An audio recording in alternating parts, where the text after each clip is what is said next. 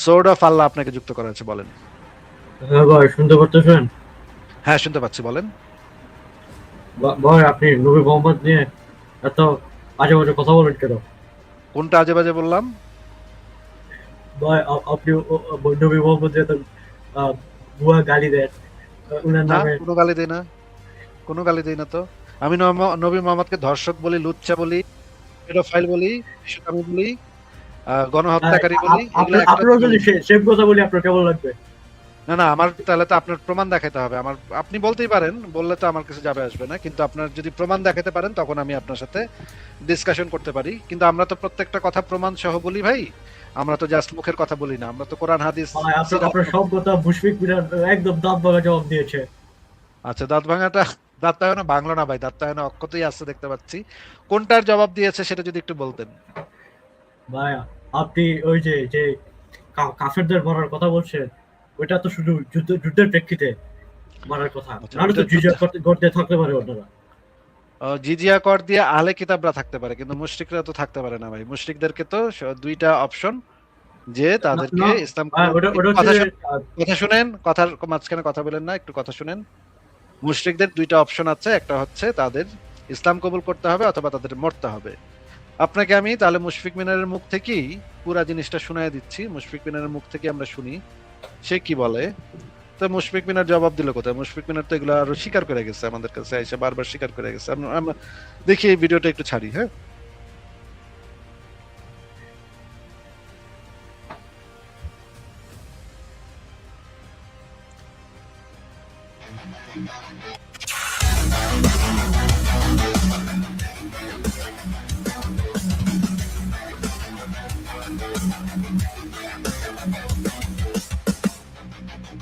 যাদের বুড়ি বা কাটার বুড়ি ধর্মের গর্বের আবু মোহাম্মদ জাকারিয়া তিনি আমাকে বলেছেন আমি এই জন্য এটা নিয়ে আপনার সাথে একটু আলোচনা করি।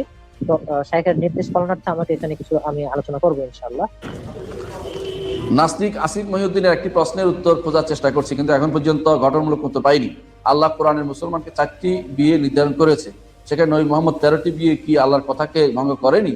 এবং দাসী মারিয়া সম্পর্কে দলিল সহ কিছু বলুন। আমি আমার স্টাডিতে যা পেয়েছি সেটা হলো মারিয়া কিবতী রাদিয়াল্লাহু আনহা রাসূল সাল্লাল্লাহু আলাইহি ওয়াসাল্লামের দাসী ছিলেন। আমি আমার স্টাডিতে এটাই পেয়েছি। যদিও কেউ কেউ বলেছেন যে তার স্ত্রী ছিলেন, সেটা তো ভিন্ন একটা মত, কিন্তু আমি যে সমস্ত আলেমদের অভিমত দেখেছি সেখানে তাকে দাসী হিসেবে উল্লেখ করা হয়েছে। যেমন আমি উদাহরণ হিসেবে উল্লেখ করতে পারি, আমি ইসলামের ইতিহাসের সবথেকে প্রাচীন তারিখ গ্রন্থের একটা হচ্ছে ইবনে জারির তাবারি রাহিমাহুল্লাহর তারিখুত তাবারি, এখান থেকে আমি দেখলাম যে তাকে দাসী হিসেবে উল্লেখ করা হয়েছে। এছাড়া আরেকটা খুবই বিখ্যাত আহ, তারিখ গ্রন্থ হচ্ছে আল বিদায়া ওয়ান নিহায়া ইবনে কাসির রাহিমাহুল্লাহ, সেখানেও দেখলাম পঞ্চম খণ্ডে আমি আমি এইগুলা সেখানে রেফারেন্স দাসী দিয়েছি, হিসেবে আমার এই উল্লেখ করা লেখাটার হয়েছে। ভিতরে এই জিনিসগুলো দিয়েছে। হ্যাঁ, হ্যাঁ, বলেন। এছাড়া আমি ইবনে সাদ রাহিমাহুল্লাহর আত-তাবাকাতুল কুবরা, আচ্ছা, এখানেও প্রথম খণ্ডে, সম্ভবত প্রথম খণ্ডে তাকে দাসী হিসেবে উল্লেখ করা হয়েছে। শুধু তাই না, সবথেকে গুরুত্বপূর্ণ হচ্ছে ইমাম ইবনুল কাইয়িম জাওজিয়া রাহিমাহুল্লাহ জাদুল মাআদে প্রথম খণ্ডে এখানে তাকে দাসী হিসেবে উল্লেখ করেছে। কাজেই এতগুলো যেখানে রেফারেন্স আছে, এবং বর্তমান সময়কার সিরাত গ্রন্থের মধ্যে রাহিকুল মাকতুমেও দাসী হিসেবে উল্লেখ করা আছে, আল কোরআন একাডেমি লন্ডনের অনুবাদে, অথবা এবং সহিহ এখানে হাদিসও শেষে তো যে আছে। রাসূল সাল্লাল্লাহু আলাইহি ওয়াসাল্লামের স্ত্রী এবং দাসীর যে তালিকা। হ্যাঁ, কাজে আমি আমার স্টাডিতে এটাই পেয়েছি যে তিনি দাসী ছিলেন। তবে এখানে ভিন্ন একটা মতের কথা আমি শুনেছি, কেউ কেউ তবে সেটা ভিন্ন মত, বাট আমার কাছে এটি জমহুর এবং এটাই সঠিক বোধ বলে মনে হয়েছে। কাটার বুড়ি ধর্মের গর্বের যত ফুল ঝুড়ি বিশ্বাসী যে হতে হবে জীবন ভর, নইলে অকালে হারাবি গর্দান্তর। আল্লাহ আকবার বলে আগে অন্য পারো। একটা গোত্র আক্রমণ করে, যেমন ধরেন ইহুদি একটা গোত্র আক্রমণ করে, তাদের চারপাশে 25 দিন ধরে অবরোধ করে, তাদেরকে আক্রমণ করে, তাদেরকে ঢুকে তাদের সমস্ত পুরুষ সদস্যকে হত্যা করে, তাদের স্ত্রী কন্যাদেরকে মানে গনিমতের মাল হিসেবে ধরে নিয়ে আসা, এবং তাদের কিছু অংশকে যাদের বয়স হয়ে গেছে বা যারা একদমই কাজ টাজ করতে পারে না তাদেরকে বিক্রি করে দেয়া, এবং যারা কাজ করতে পারে তাদেরকে দাস হিসেবে ব্যবহার করা, এটা তো জায়েজ। আমি বানু কুরাইজা গোত্রের কথা বলছি। হ্যাঁ, ইসলামের যুদ্ধক্ষেত্রে আল্লাহ তাআলা যুদ্ধবন্দিনীদেরকে দাসী হিসেবে বানানোকে আল্লাহ তাআলা অনুমোদন করেছে। একসাথে বলো পাঁচলে দাসী বলে হুর। তাহলে আমরা বুঝতে পারলাম যে দাস প্রথা ইসলামের অন্তর্ভুক্ত। তাহলে আমরা জানতে পারলাম যে দাস প্রথাটা অবশ্যই ইসলামের ইসলামের অন্তর্ভুক্ত। অন্তর্ভুক্ত কথা। আপনাদের অনেক ভাইরা যারা দাবি হ্যাঁ, করেন এবং যে, এটা মানসুখ হয়নি, এবং আপনাদের অনেক মানে এবং এটা ভাই কিন্তু দাবি মানসুখ করেন হয়নি। যে দাস প্রথা নাকি পৌত্তলিক প্রথা, দাস প্রথার সাথে ইসলামের কোনো সম্পর্ক নাই, ইসলামে নাকি দাস প্রথা বলে কিছুই নাই, এই ধরনের কথা অনেকে দাবি করেন, সেই কথাটা আমরা বুঝতে পারলাম। না, সেই কথাটা এটা তো ভুল কথা। হ্যাঁ, সম্পূর্ণ এটা ভুল ভুল। কথা। ইসলামে অবশ্যই দাসপ্রথা আছে, ইসলামে অবশ্যই দাসপ্রথা আছে, বাট আমাদের এই জিনিসটা নিয়ে একটু ডিপে আলোচনা করা হ্যাঁ, উচিত। একটু অন্যভাবে আমাদের চট আছে। করে ইউরোপিয়ান হ্যাঁ, স্লেভারি আমি শত শত বছর আপনার ধরে সাথে এই বিষয়ে একমত। যেটা ছিল, দাসপ্রথার এই কথা মডিফিকেশন চাপানো- আছে, ইসলামের হ্যাঁ, ভিতরে দাসপ্রথার কিছু ধন্যবাদ। মডিফিকেশন আছে, এটার সাথে হ্যাঁ। আমিও একমত। এবং আমি প্রচুর একই কথা modification মনে আছে, করি। এবং আমার মনে হয় ইসলামের জি জি হ্যাঁ, আপনার এবং একমত হওয়ার জন্য আপনাকে ধন্যবাদ। দাসপ্রথাকে এবং ইসলামে আমার কোথাও মনে হয়- নিষিদ্ধ করা হয় নাই, এবং ইসলামে যে জিনিসটা কোরআন এবং নিষিদ্ধ করা হাদিসে যেখানে নিষিদ্ধ করা হয় নাই, সেখানে পৃথিবীর অন্য কোনো মানুষ, অন্য কোনো মডারেট মানুষ, অন্য কোনো ব্যক্তি বা অন্য কোনো মতাদর্শ এই জিনিসটাকে নিষিদ্ধ করতে পারে না ইসলাম অনুসারে। তাই তো তুমি ঠিক বলেছো। হ্যাঁ, করতে পারে না। যাবো যে বহুদূর, অচলে দাসী মলে হুর। এখন যদি ইসলামিক খলিফত প্রতিষ্ঠা হয়, তাহলে খলিফা যদি মনে করেন যে দাসপ্রথাটা আবার আমরা ফেরত নিয়ে আসবো, এবং আমরা অমুসলিমদেরকে মানে অমুসলিমদের সাথে যুদ্ধ করে যে যুদ্ধবন্দিনী গুলো আমরা পেয়েছি সেগুলোকে আমরা দাস বানাবো এবং তাদেরকে বিক্রি বাট্টা করবো, তাদেরকে বাজারে নিয়ে বিক্রি বাট্টা করবো বা তাদেরকে দিয়ে কাজ করাবো তাদেরকে, তাহলে তো এখন ইসলামের খলিফা যদি কেউ হন, তাহলে সে তো সেই কাজটা এখন করতে পারে, তাই না? হ্যাঁ, ইসলামে তো এটা মানসুখ করা হয়নি, কাজে এটা তো হালাল, এটা জায়েজ। ঠিক আছে, আচ্ছা। এটা করতে পারে। এখন যদি কেউ বলে তুমি করতে পারো, তাল করে যাবো যে বহুদূর।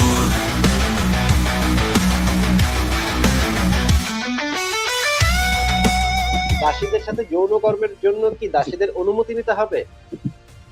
অনুমতি নেওয়াটা কি বাধ্যতামূলক? এখানে এ ব্যাপারে আমি যেটা জানি, এটা নিয়ে আমি আজকে একজন আলেমের সাথে আলোচনা করেছি, এটা নিয়ে আলোচনা করেছি। এটা আমার জানা মতো যেটা, সেটা হচ্ছে অনুমতি নেওয়া জরুরি না, এখানে মনিবের ইচ্ছাটাই প্রাধান্য পাবে।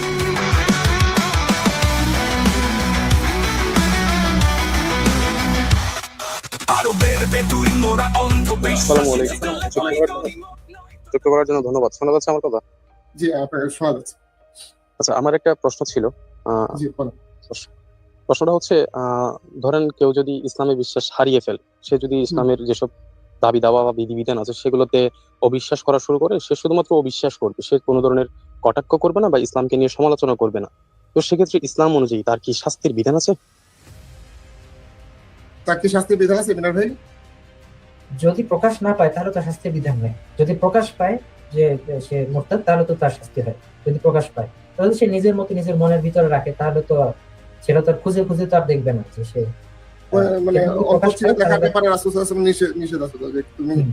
মানে মানে মানুষের নিজের অন্তর অন্তর থেকে- মানে ব্যাপারটা যদি এমন হয়, আমি জাস্ট আমার পরিবারকেও বলি যে আমি ইসলামে বিশ্বাস করি না, কিন্তু আমি কোনো ধরনের সমালোচনা করবো না, কটাক্ষও করবো না, শুধুমাত্র বিশ্বাস করি না, এই কথার কারণে কি আমার শাস্তি হবে ইসলাম অনুযায়ী?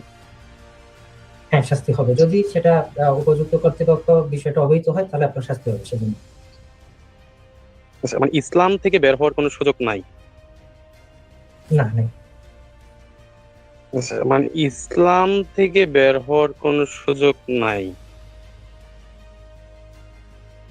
না, না। বিশ্বাসী জিতলে পাই গনিমত, নয় তো দাসী। শান্তি চাই মোরা ডুবিয়ে কাফের, পৃথিবী আল্লাহর নয় তো তবে।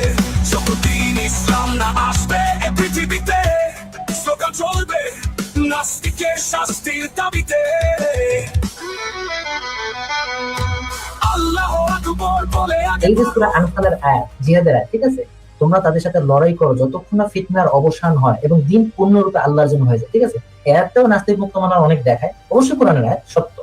তো এর তাফসিরে শেখ আব্দুর রহমান আস-সাদি, তিনি কিন্তু কোনো ছক্কু মোল্লা না, তিনি শেখ মুহাম্মদ ইবনে সালেহ আল উসাইমিন রাহিমাহুল্লাহর উস্তাদ, ঠিক আছে? অনেক বড় একজন আলেম এবং একজন মুফাসসির। তিনি এটা তাফসিরে বলেছেন, এখানে আল্লাহ তার জিহাদের উদ্দেশ্য বর্ণনা করেছেন, কাফিরদের রক্ত ঝরানো বা তাদের সম্পদ কেড়ে নেয় এর উদ্দেশ্য নয়, ঠিক আছে? এটা কিন্তু কোনো মডারেট আমেরিকান স্কলারের কথা না, কিন্তু ঠিক আছে? বলা হচ্ছে জিহাদের উদ্দেশ্য কাফিরদের রক্ত ঝরানো বা তাদের সম্পদ কেড়ে নেওয়া নয়, বরং এই উদ্দেশ্যে দিন অর্থাৎ ইবাদত শুধুমাত্র আল্লাহর জন্য হয়ে যায় এবং আল্লাহর দিন অন্য সকল দিনের উপর প্রবল হয়, আর যা কিছু এর বিরুদ্ধে যায় সেগুলোকে দমন করা, হোক তা শিরক বা অন্য কিছু, যাকে আয়াতে ফিতনার কথাটি দ্বারা প্রকাশ করা হয়েছে। তবে দেখেন, যদি এই উদ্দেশ্য অর্জিত হয়ে যায় তাহলে যুদ্ধ বা হত্যা চলবে না, ঠিক আছে? তাহলে যুদ্ধ বা হত্যা চলবে না, একদম কিন্তু পরিষ্কার। তাফসিরে সাদি পৃষ্ঠা 98 এই আয়াতে তাফসির এটা আছে। আরো দেখেন, যেসব কাফির সাথে আমরা জিহাদ করি এর দ্বারা তো তারাই উপকৃত হবে। হ্যাঁ, মানে এখনটা প্রশ্ন আসতে পারে, আরে মুসলিমরা তো যুদ্ধ করবে কেন? ঠিক আছে, তো দেখেন, এটা উত্তর হচ্ছে যে এই যে এটা করা হয় দিন প্রতিষ্ঠার জন্য, এর দ্বারা কিন্তু তারাই উপকার লাভ করে। মুসলিমদের মনে কিন্তু উপকারটা মাথায় থাকে যে তারা নাজাত লাভ করবে, তারা জাহান্নামের আগুন থেকে রক্ষা পাবে। এই জিনিসটা কিন্তু মুসলিমদের মাথায় থাকে এটা করার জন্য। নিজে যে গনিমত নিয়ে বড়লোক হবে এইটা মাথায় রেখে কেউ যদি জিহাদ করে, কেউ যদি হত্যা করার জন্যই হত্যা করতে চায়, তাহলে ওইটা কিছুই হবে না, সে আল্লাহর কাছ থেকে কোনো প্রতিদান পাবে না। তাহলে তো বলা হচ্ছে যে এর দ্বারা তো তারাই উপকৃত হবে, আমরা তাদের সাথে সংগ্রাম করে তাদের ভিতরে লড়ি, যাতে তারা আল্লাহর মনোনীত দিনের মধ্যে প্রবেশ করতে পারে, যা তাদেরকে ইহকাল এবং পরকালে নাজাতের দিকে বলে যায়। আল্লাহ তাআলা বলেছেন, দেখেন তোমরাই সর্বোত্তম জাতি, মানব জাতির কল্যাণের জন্য তোমাদের উদ্যোগ করানো হয়েছে। ঠিক আছে, মানব জাতির কল্যাণ উড়াইয়া দেওয়ার জন্য উদ্যোগ করানো হয় নাই, কিন্তু কল্যাণের জন্য। বলা হচ্ছে তোমরা সৎ কাজের আদেশ করবে, অসৎ কাজের নিষেধ করবে, আল্লাহর প্রতি বিশ্বাস স্থাপন করবে। সূরা আলে ইমরান 110। দেখেন সূরা বুখারী মানে সহিহ বুখারী, এখানে দেখেন আরো অনেক কিছু বলা হয়েছে। তো যখন আপনাকে আরেকটা জিনিস দেখাই, এখানে যে জিনিসটা বলা হয়েছে যে লা ইলাহা ইল্লাল্লাহ বলা ছাড়া যুদ্ধ করা, এটার দ্বারা বলা হচ্ছে কাফিরদের সাথে যে আক্রমণাত্মক জিহাদ, সেটার বিধানটা এখানে বলা হয়েছে যে একজন মুসলিম শাসক সে হচ্ছে কাফির ভূখণ্ডে তিনি আক্রমণাত্মক জিহাদ করে নাকি, তাদেরকে 3টা অপশন দেওয়া হয়, ইসলাম গ্রহণ, জিজিয়া প্রদান অথবা যুদ্ধ, 3টা অপশন দেওয়া হয়। এরপর সেই রাষ্ট্রের সাথে মুসলিম রাষ্ট্রের যুদ্ধ হয় এবং যুদ্ধটা সৈন্যবাহিনীর মধ্যে সীমাবদ্ধ থাকে এবং তাদের নারী শিশু তাদেরকে হত্যা করা হয় না। তারপর যদি সেই দেশটা মুসলিমদের অধিকার আসে, তাহলে অমুসলিম অধিবাসীরা জিজিয়া প্রদান করে। ঠিক আছে, এই জিনিসগুলো নিয়ে আপনি যে প্রশ্ন তুলবেন, এই জন্য আগে আমি ক্লিয়ার করে দিয়েছি। ঠিক আছে, যদি মুসলিম না হলে মেরে ফেলে, তাহলে জিজিয়া কি ভূতে দেয়? একটা যদি ইসলামে কেউ অমুসলিম হলেই গর্দান উড়াইয়া দেবার বিধান থাকতো, মাইরে ফেলানোর বিধান থাকতো, তাহলে জিজিয়া কে দেবে? ভূত। আল্লাহু আকবার বলে আগে পারো, ও চূড়াহাগা মুমিন সব একসাথে বলো। এখন আমরা ইসলামের দাসের অবস্থান দেখব। তো আসলে মুসলিমরা কিভাবে দাস বানাতে পারবে সেটা আমি একটু বলে রাখি। সেটা হচ্ছে বৈধ যুদ্ধ বা বৈধ জিহাদ। তাতে যে যুদ্ধবন্দীরা আসে মুসলিমদের হাতে, তাদেরকে জিহাদের যিনি নেতা বা আমির থাকেন, তিনি যদি কল্যাণকর মনে করেন তাহলে তিনি দাস বানাতে পারেন, অথবা তিনি তাদেরকে মুক্ত করে দিতে পারেন। ইসলামের দাস প্রথা কোনো ফরজিয়াত নয় যে দাস বানাতেই হবে, এটা কিন্তু নয়। শুধুমাত্র একটা সেক্টর আছে যে বৈধ জিহাদে যে যুদ্ধবন্দীরা থাকে তাদেরকে দাস বানানোটাকে বৈধ রাখা হয়েছে। এছাড়া আর সমস্ত সোর্সকে মানে মুসলিমদের জন্য হারাম করা হয়েছে যে মুসলিমরা এভাবে দাস বানাতে পারবে না। তবে হ্যাঁ, স্লেভ মার্কেট থেকে তারা কিনতে পারবে।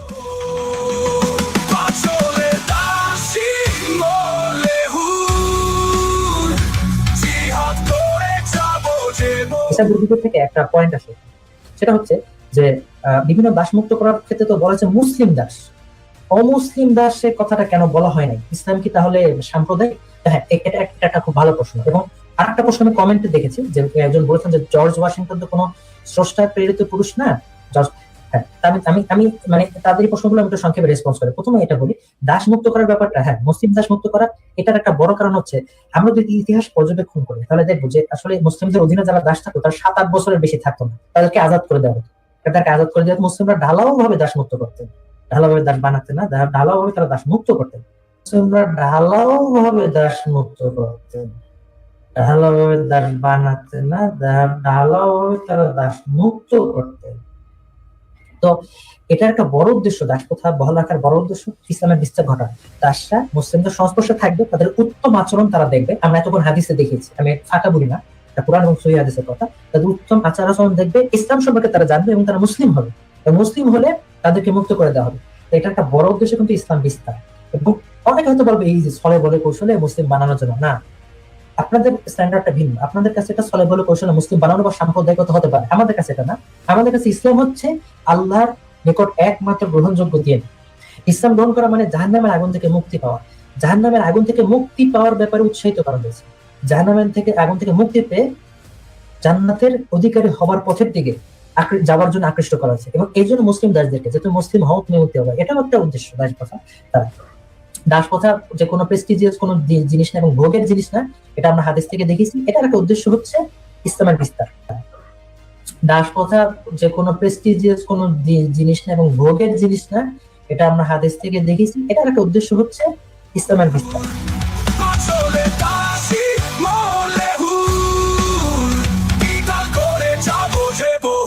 আমরা দেখতে পাচ্ছি সূরা তালাকের তাফসীর আমরা দেখতে পাচ্ছি। এটা হচ্ছে তাফসীর ইবনে কাসির ইসলামিক ফাউন্ডেশনের বাংলা অনুবাদ। এটার 11 নম্বর খণ্ড 163 নম্বর পৃষ্ঠা আমরা দেখতে পাচ্ছি যে সূরা তালাকের 4 নম্বর আয়াতের তাফসীর। তো এখানে যে তথ্যটা আছে যে দেখো, এখানে বলা হচ্ছে যে আয়াতের যে শানি নুজুলটা, সেই শানি নুজুলটা এখানে কিন্তু উল্লেখ আছে। সেটা হচ্ছে যে দেখো, ইবনে জারীর রাহিমাহুল্লাহ আবু কুরাইব ইবনে সাইদ রাহিমাহুল্লাহ, আমর ইবনে সাইদ রাহিমাহুল্লাহ বর্ণনা করেন যে উবাই ইবনে কাব রাদিয়াল্লাহু তাআলা আনহু একদিন বলেন যে আল্লাহ রাসূল অনেক মহিলাদের ইদ্দত সম্পর্কিত কোরআনে কিছু উল্লেখ করা হয়নি, যেমন অপ্রাপ্ত বয়স্কা মেয়ে। দেখুন এখানে অপ্রাপ্ত বয়স্কা মেয়ের কথাটা উল্লেখ আছে, ও গর্ভবতী নারী। তখন আল্লাহ তাআলা এই আয়াতটি নাজিল করেছেন। এই আয়াত নাজিল করেছেন এবং এই হাদিস দ্বারা ইবনে জারির রাহিমাহুল্লাহ দলিল পেশ করেন। মানে এই যে হাদিসটা যে উবাই ইবনে কাব রাদিয়াল্লাহু আনহু যখন এই প্রশ্নটা করেছেন, তখন এর জবাবে আল্লাহ তাআলা এই আয়াতটা নাজিল করেছেন এবং এই হাদিস দিয়ে মানে কোরআনের অন্যতম প্রাচীন তাফসীর কারক ইমাম ইবনে জারির তাবরি রাহিমাহুল্লাহ দলিল পেশ করেছেন। মানে আলেমরা এই হাদিসটা থেকে দলিল নিয়েছেন। কাজী যেহেতু এখানে অপ্রাপ্ত বয়স্কা মেয়েদের অর্থাৎ নাবালিগা মেয়েদের ইদ্দতের ব্যাপারে বিধান নাজিল হয়েছে, কাজী যেহেতু ইদ্দতের সাথে তো সহবাসের একটা সম্পর্ক আছে, কাজী আমি এখান থেকে বলেছি যে হ্যাঁ সাধারণভাবে সহবাসটা তো বৈধ। কিসের ভিত্তিতে আমি বলেছি? আমি কি এটা আসলে আলেমদের মতামত না জেনে আমি নিজে নিজে ব্যাখ্যা করেছি? আমি প্রথমেই দেখালাম যে তাফসীরটায় দেখতে পাচ্ছি একটা হাদিস যেখানে ইমাম ইবনে জারির রাহিমাহুল্লাহর মতো প্রাচীন মুফাসসির দলিল নিয়েছেন, যেখান থেকে অপ্রাপ্ত বয়স্কা মেয়ে অর্থাৎ নাবালিগা মেয়েদের ইদ্দতের ব্যাপারে দলিল নেওয়া হয়েছে। আরো দেখুন এই মুহূর্তে আমরা স্ক্রিনে দেখতে পাচ্ছি সৌদি যে ফতোয়া বোর্ড, সেই ফতোয়া বোর্ডের ওয়েবসাইট আর কি, মানে the permanent committee for the scholarly research and Ifta. দেখুন এখানে বলা আছে member Bakr Abu Zayd, Saleh al Fawzan, Abdul Aziz al Shaikh, Abdul Aziz bin Abdullah bin Baz রাহিমাহুল্লাহ। তারা এই বর্তমান সময়ের সর্বশ্রেষ্ঠ ফকিহদের কয়েকজনের নাম। এটা হচ্ছে যে সৌদি ফতোয়া বোর্ডের মানে ফতোয়াগুলো এই ওয়েবসাইটটাতে দেওয়া হয়, এই ওয়েবসাইটটাতে দেখুন। তো এইখানে একদম সরাসরি বিষয় প্রশ্ন করা হয়েছে। দেখুন প্রশ্নটা করেছে, is it true that the prophet's marriage to Aisha while still young was one of। দেখুন তো বলা হচ্ছে যে এটা কি সত্য যে রাসূল সাল্লাল্লাহু আলাইহি ওয়াসাল্লামের সাথে আয়েশা রাদিয়াল্লাহু আনহা বিবাহের ব্যাপারটা থেকে পুরো উম্মাহ কি দলিল নিতে পারবে? প্রশ্নটা করা হয়েছে। এরপর বলা হয়েছে যে is it permissible to consummate marriage with immature girl, মানে হচ্ছে মানে নাবালিগা মেয়ের সাথে বিবাহ কনজিউমেট করা বা বাসর করা, এটা কি আসলে বৈধ? তারপর বলেছে if not then should she observe 3 months এর ইদ্দা। মানে এক্স্যাক্টলি যে বিষয়টা আমরা আলোচনা করছি যে আসলে এই যে সূরা তালাকের 4 নম্বর আয়াত থেকে কি আসলে অপ্রাপ্ত বয়স্কা বা নাবালিগার সহবাস বা সাথে সহবাস জায়েজ হওয়ার দলিল পাওয়া যায় কিনা, এটাই এখানে প্রশ্ন করা আছে। তো ফতোয়া বোর্ড থেকে উত্তরটা দেওয়া হচ্ছে কি দেখুন যে দি প্রফেট সাল্লাল্লাহু আলাইহি সাল্লাম, দেখুন তারপরে আমি হারিয়ে ফেলাম, সরি কোথায় Aisha radhiyallahu anha, while she was 6 years old, he consummated the marriage in Al-Madinah when she was 9 years old.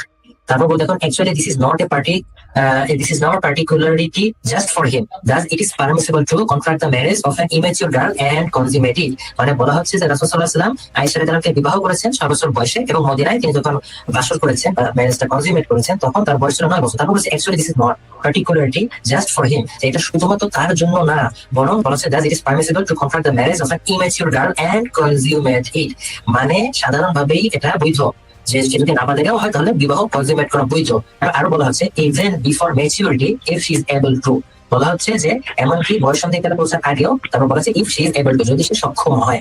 তারপর বলা হচ্ছে as for the iddah of an immature girl, Allah subhanahu wa ta'ala define the iddah of those who have passed the age of marriage also than those who are still immature to be 3 months। তারপরে দেখুন এখানে সূরা তালাকের 4 নম্বর আয়াতটা সেখানে করা হয়েছে। মানে এই আলেমরাও সূরা তালাকের 4 নম্বর আয়াতটাকে দলিল নিয়েছেন যে মানে নাবালিগার সাথে বিবাহ এবং সহবাস যে জায়েজ, এটার পক্ষে এই বড় বড় ফকিহ আলেমরা এই আয়াত থেকে দলিল নিয়েছে। আমি এটা তাফসীরের কাছে থেকে দেখেছি, ইমাম ইবনে জারির রাহিমাহুল্লাহ পূর্ব যুগের আলেমরা যেভাবে দলিল নিয়েছেন, এই বড় বড় আলেমরা সৌদি ফতোয়া বোর্ডের তারাও এভাবেই দলিল নিয়েছেন।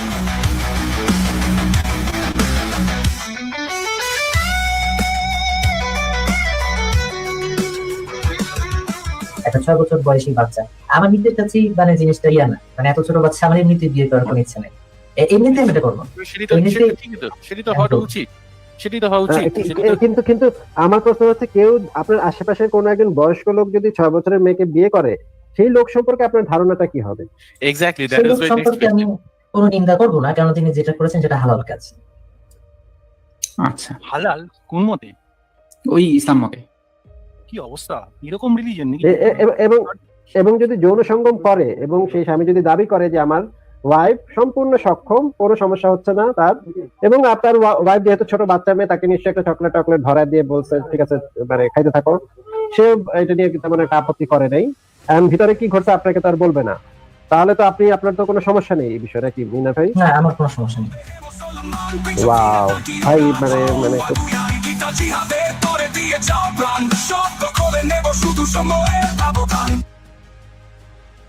আচ্ছা, আমরা দেখলাম একটা দীর্ঘ ভিডিও, মুশফিক মিনার কিভাবে নাস্তিকদেরকে দাঁত ভাঙা জবাব দিচ্ছে, একদম দাঁত মুখ ভাঙা দিচ্ছে, ফাড়ায় দিচ্ছে, সেটা আমরা পুরোটা দেখলাম। সর্ট অফ আল্লাহ, আপনি এবার বলেন কেমন দেখলেন? ভাই কথাগুলো তো ঠিকই ছিল, ভুল তো কিছু বলেনি। আমার কাছে তাহলে যুক্তি দাঁত ভালো লাগলো। ভাঙলো কোথায়? আমি তো দেখলাম যে নাস্তিকরা যেটা বলতেছে মুশফিক মিনারা সেটাই বলতেছে।